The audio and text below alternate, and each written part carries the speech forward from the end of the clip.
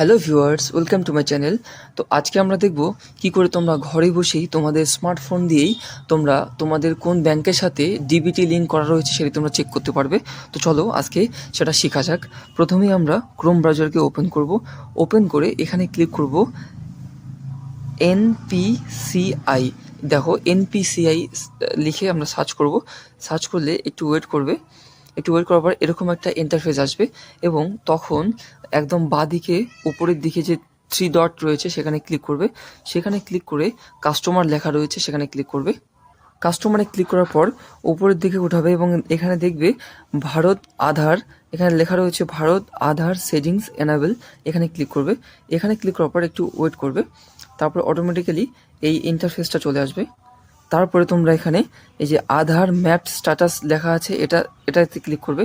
এটাতে ক্লিক করে তোমাদের যে আধার নাম্বার রয়েছে সেটা তোমরা এখানে এন্টার করে দিবে। তো আধার কার্ডের নাম্বার এন্টার করার পর এখানে তোমরা ক্যাপচাটাকে বসায় দিবে 0315112।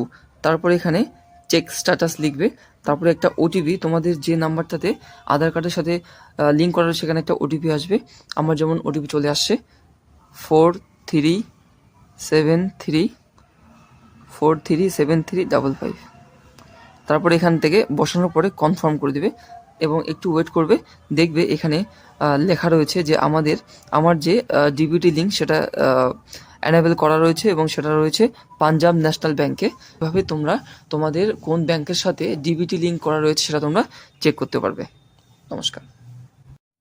এরকম আরও ইনফরমেটিভ ভিডিও পেতে হলে PR টেক মেন্টর চ্যানেলকে সাবস্ক্রাইব করুন, লাইক করুন এবং শেয়ার করে দিন।